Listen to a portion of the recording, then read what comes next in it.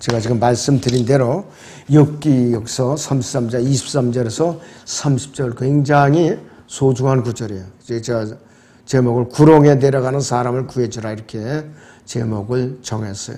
여기서도 제목이 한 4-5가지로 나올 수 있는 본문들이에요. 이것도 자, 하나님께서는 이 세상에 아담 안에서 타락한 피를 갖고 태어난 모든 사람의 그 삶의 끝에는 죽음과 심판이 있다고 선고하고 있는 것이에요. 그 죄인들이 회개하고 하나님께 돌이키면은 언제든지 구원을 받을 수 있는 영생의 길이 열려 있다. 이렇게 말씀하고 있는 것이에요. 그래서 하나님께서는 그분을 거부하는 이 시대에도 이 순간에도 수많은 죄인들이 하나님께서 결심만 하시면 침대에 드러눕혀서 죽을 때까지 꼼짝 못하게 하실 수 있는 분이에요. 전능하신 분이에요. 또 밥맛도 뺏어가실 수 있는 분이에요. 무기력하게 하실 수 있고 뼈만 앙상하게 남아갖고 걸어다니도 못하게 하실 수 있는 분이에요. 그런 하나님께서 육신을 입고 이 땅에 찾아오셔서 갈보리 십자가에서 아담으로서 타락한 온 인류를 위해서 몸값을 치러주신 분이에요. 어떤 책임을 지고 인간을 창조하셨고 자유의지를 주신 그 책임을 지시고 오신 거예요. 그분만이 아담 안에서 타락한 이 세상 모든 죄인들의 구속주예요. 그리고 인간의 모든 죄를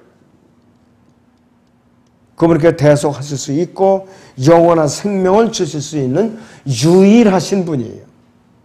그리고 그분의 거부하고 대적하는 죄인들에게는 지옥 형벌과 영원한 백보자 심판을 거쳐서 우주 공간에 새로 앞으로 정화되고 새로 탄생할 우주 공간에 이 밑바닥에 생길 영원한 불못에다가 던져버릴 수 있는 유일하신 분이에요.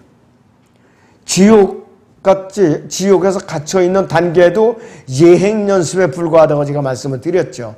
세대적으로 말한다면 그거는 1000년밖에 안 되지만은 이제 1000년밖에 안 되지만은 앞으로 이제 1000년이 조금 넘어요. 언제 오실지 모르지만은 벌써 예수님 당시에 지옥에 있는 그 부자는 지금 벌써 2000년 이제 다 돼가고 있죠.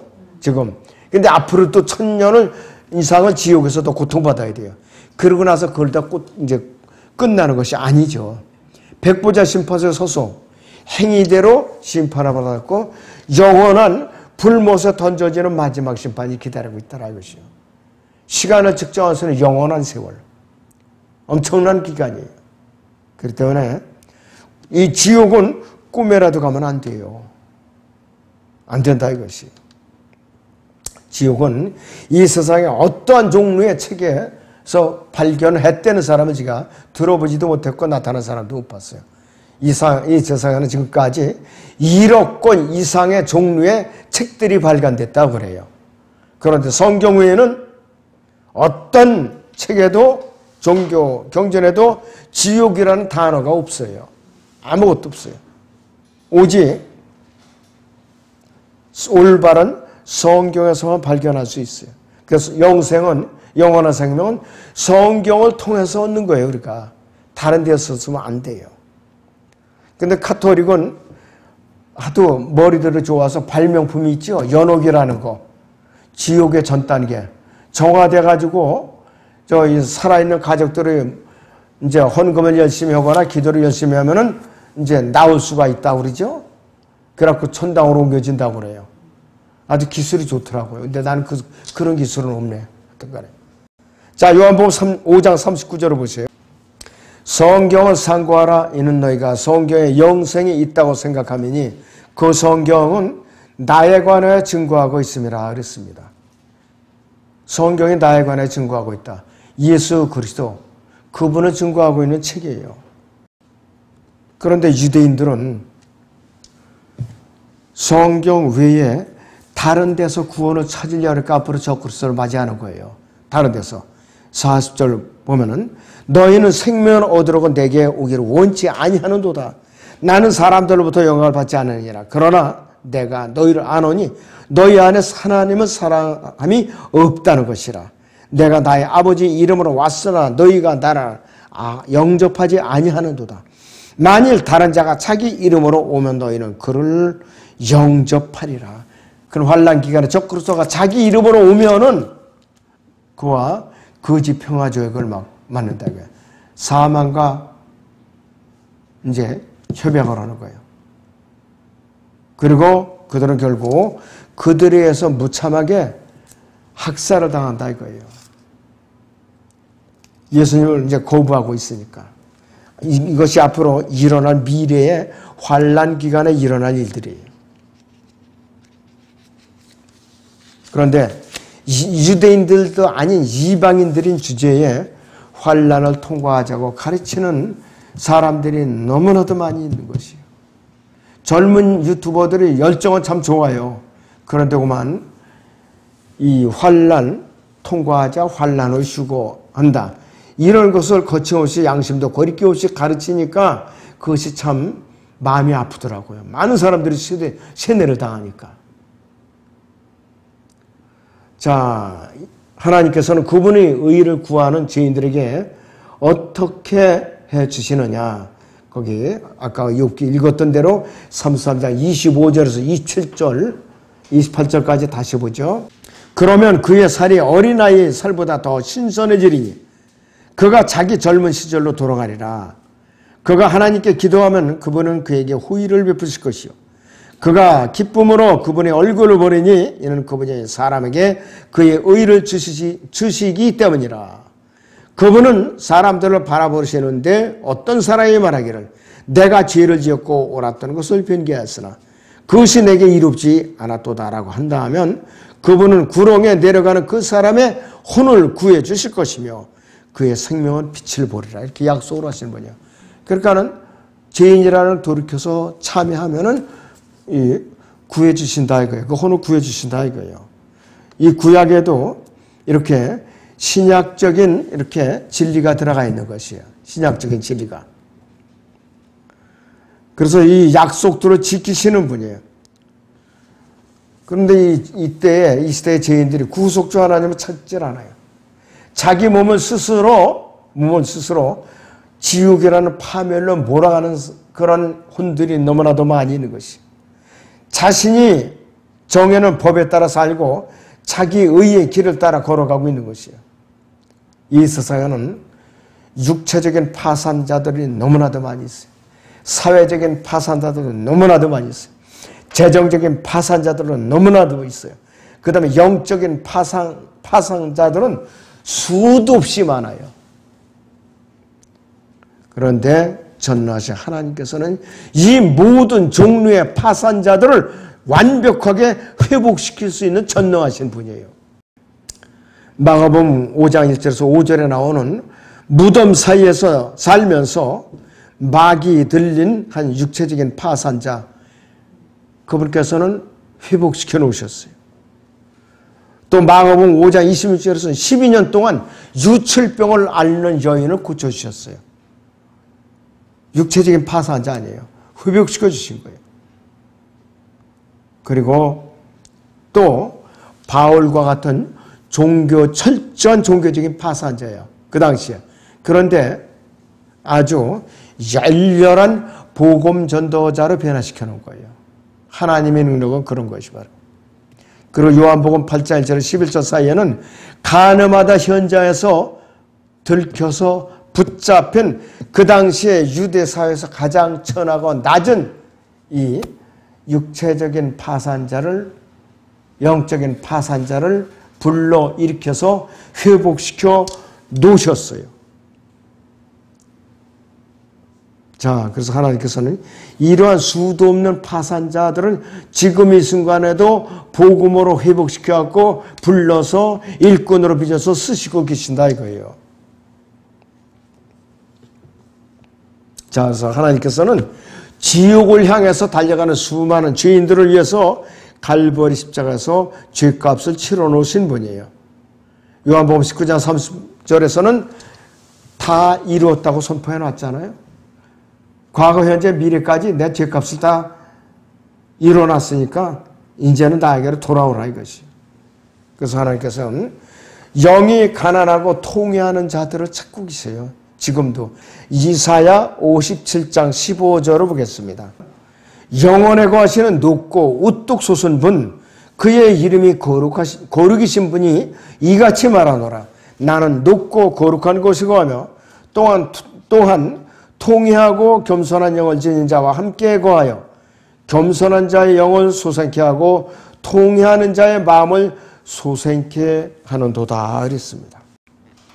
이렇게 역사하시는 분이에요. 이사야 66장 2절을 보겠습니다. 그 모든 것들을 나의 손으로 지었으며 그 모든 것들은 내가 이루었느니라 주가 말하노라. 그러나 이러한 사람은 내가 보살피리니 곧 영이 가난하고 통회하고 내 말에 떠는 자라.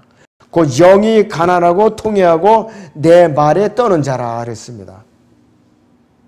복음을 전할 때 이런 구절 인용하면 참 좋아요.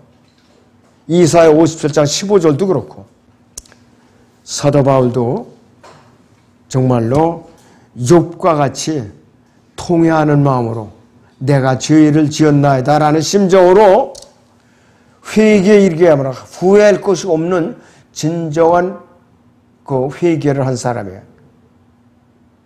신약에서는 시몬 베드로는 예수님을 3번 부인했어요.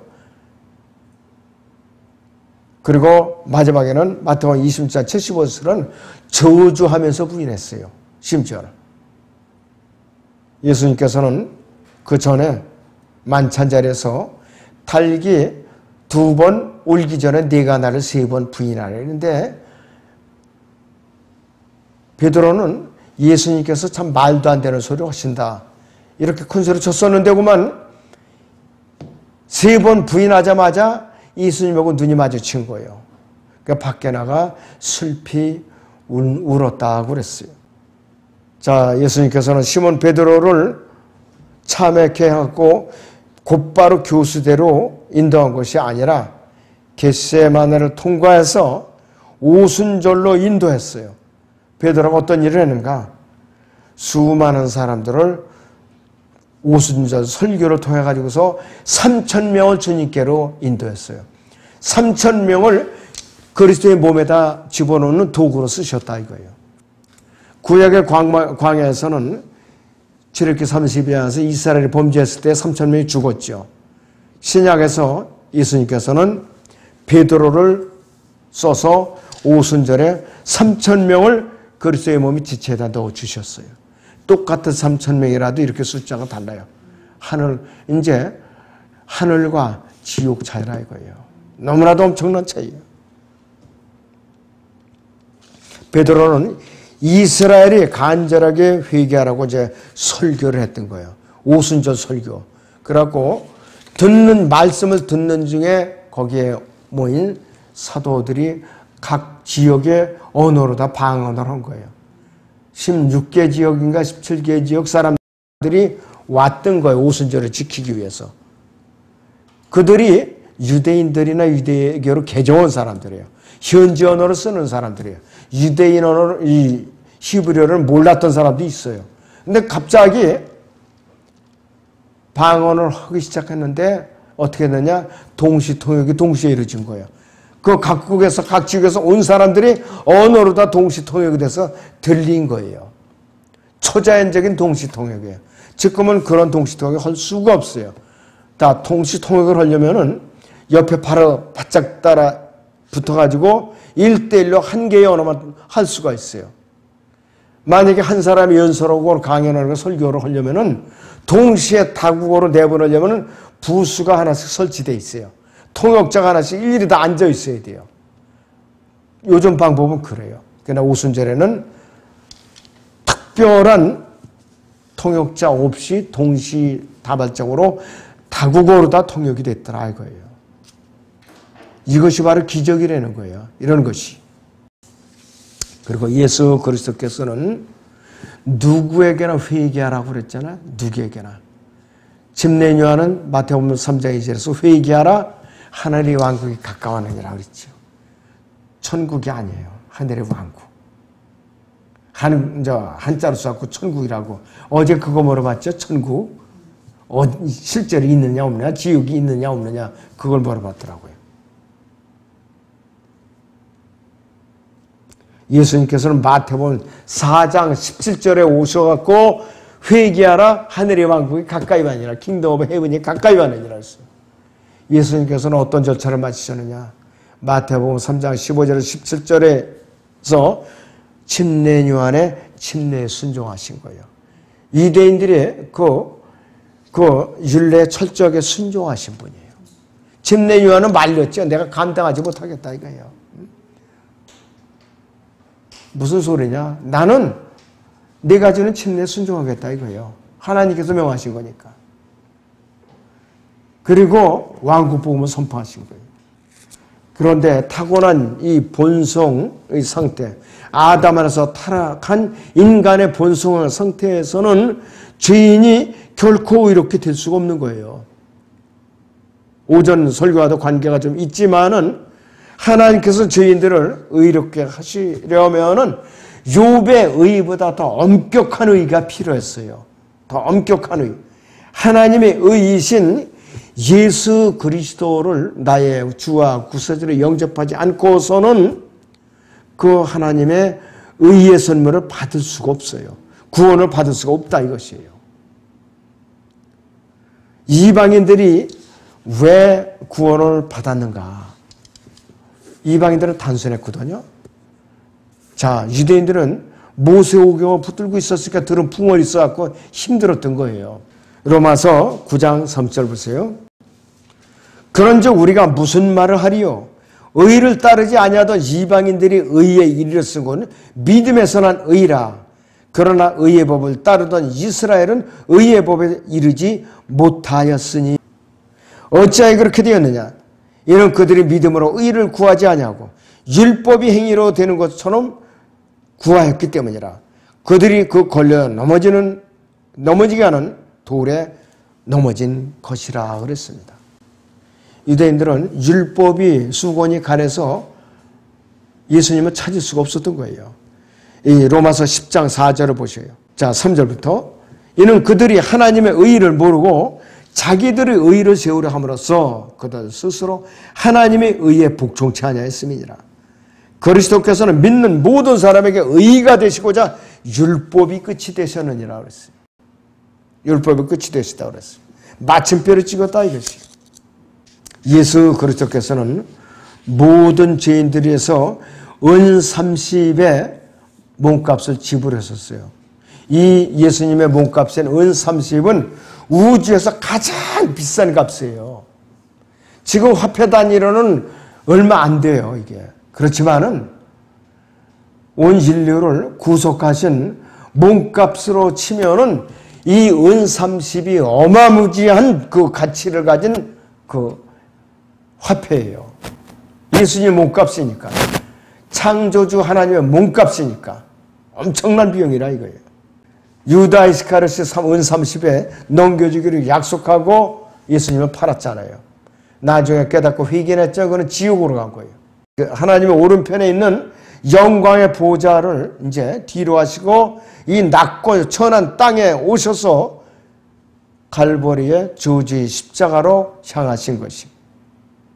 하나님께서 그분을 두려워하고 신뢰하는 자들에게만 그들이 죄가들을 멀리 옮겨놓는 분이에요. 그분을 두려워하고 신뢰하는 자들에게만. 시편 103편을 봅니다. 103편 12절에 14절. 동이 서에서 먼 것 같이 그가 우리의 죄가들을 우리로부터 멀리 옮기셨으며 아버지같이 자식을 불쌍히 여긴같이 주께서도 자기를 두려워하는 자들을 불쌍히 여기시나니 이는 그가 우리의 체질을 하시면 우리가 진토임을 기억하심이라 할 수. 이 진토는 흙이라 이거예요. 흙. 그리고 그분께서는 마땅히 우리가 짊어져야 할 죄의 짐을 지옥에다가 던져 놓으신 분이에요. 바다 깊은 곳에 던져 놓았다 이렇게 구약에서는 표현하고 있어요. 소선서 미카서 보세요. 7장 19절. 주께서는 다시 돌이키시어 우리에게 긍휼을 베푸시리니 주 주께서는 우리의 죄악들을 정복하실 것이요 주께서는 그들이 모든 죄들을 바다 깊은 곳에 던지시리다 그랬어요. 이 세상에서 가장 깊은 바다가 필리핀에 있는 바다라고 그래요. 10,000m가 넘는다고 그래요. 그 바다 깊이가. 잠수함이 깊이 잠수할 수 있는 깊이가 지하 1,500m도 안 돼요. 그 수압이 너무 세가지고. 그러니까 고급 잠수함일수록 깊이 들어갈 수가 있어요. 얕은 잠수함은 200-300m밖에 못 들어가요. 200-300m. 그런데 고급 잠수함은 1000에서 1500m까지 그렇게 통상 잠수해갖고 임무를 수행하는 거예요. 그래서 누구든지 예수 그리스도께서 갈보리 십자가에서 흘려놓으신 피의 공로로 이루어 놓으신 몸값을 얻으면은 자신이 아담에서 타락한 죄인이라는 것을 솔직하게 시인하고 하나님께로 돌이켜서 그분의 개인의 주와 구세주로 믿고 영접하면은 그분께서는 그분의 몸값을 그 사람에게 개별적으로 지불해 주시는 거예요. 2000년 전의 사건이지만 이 시대에 이 순간에도 주님을 영접하는 사람에게는 여전히 그 몸값을 지불하시는 거예요. 여전히. 그래서 우리가 이제 여기 그 윤자매를 구원 상담자를 오실 때마다 항상 마지막 마무리 구절이 있어요. 로마서 10장 9절 10절에 네가 네 입으로 주 예수를 시인하고 또 하나님께서 그를 죽은 자로부터 살리신 것을 네 마음의 믿음으로 구원을 받으리라. 이는 사람이 마음으로 믿어 이르고 입으로 고백하여 구원에 이르기 때문이라고 했어요. 이 순서대로 명령대로 순종하지 않으면 그 사람은 진정으로 god없는 사람이 아니에요. 성경을 많이 안다 해도 god없는 사람이 아니에요. 그 사람은. 그런데 이렇게 순종을 하는 사람들이 거부를 해요. 성경 강해를 다니는 사람들도 이 짓을 해요. 특별히 이 구원파 사람들의 특징인데 이렇게 영접을 안 해요. 안 하더라고요. 깨달았다 하면 끝이에요. 자백이라는 걸 또 안 해요. 그건 구원받지 못한 거라고 그래가지고. 대단히 잘못된 교리예요. 그래서 그 순간에 누구든지 성령의 전, 하나님의 성전이 되는 것이죠. 그런데 자기가 하나님의 성전이 아닌 것처럼 행동을 하니까 큰 문제가 되는 것이에요. 예, 고린도전서 6장 19절을 보세요. 또한 너희 몸은 너희가 하나님으로부터 받은 바 너희 안에 계신 성령의 전인 것을 알지 못하느냐. 너희는 너희 자신의 것이 아니니라. 너희는 값을 치르고 산 것이니 그러므로 하나님의 것인 너희 몸과 너희 영으로 하나님께 영광을 돌리라 했습니다. 우리가 거듭나는 그 순간에 우리는 우리 몸이 아니에요. 하나님의 것이. 하나님의 영광을 위해서 살 수밖에 없는 몸이 된 거예요. 그 순간부터는. 근데 주님을 영접하고도 양육을 받지 않고 만족하는 사람들이 대부분이에요. 참 안타깝죠. 고린도후서 1장 22절에서는 이렇게 말씀하셨어요. 그분은 또한 우리를 인치시고 그랬어요. 인치시고 우리 마음속에 성령의 보증을 주셨느니라 이렇게 말씀을 하고 있어요. 아주 인감도장을 찍어주듯이 그렇게 확증을 해주셨는데도 사람들이 감사할 줄 모르고 소중함을 모르니까 문제가 많다 이거예요. 고린도서 5장 5절에서도 성령의 보증을 주셨다고 말씀하고 있어요. 에베소 1장 13절을 봅니다. 너희도 진리의 말씀 곧 너희 구원의 복음을 듣고서 그분을 신뢰하시니 또 너희가 그분을 믿고서 약속의 그 성령으로 인침을 받은 것이니라. 이는 값주고 사신 그 소유를 구속하기까지 우리의 유업의 보증이 돼서 그의 영광을 찬양케 하려 하심이라 했습니다. 우리를 구속하시고 성령으로 인치시는 목적이 여기 나와 있는 것이에요. 그래서 이렇게 구약과 신약을 연결하면서 구원의 규례를 연결하면서 우리가 공부를 하면은 많은 이렇게 단순하면서도 심오한 이 영적인 교훈을 얻을 수가 있고 구원 상담을 하는 데서도 아주 소중한 내용들을 우리가 전할 수가 있는 것이에요. 아무쪼록 구로로 내려가는 사람을 구해주라 하는 메시지 여러분들 깊이 묵상하시기 바랍니다. 기도하겠습니다.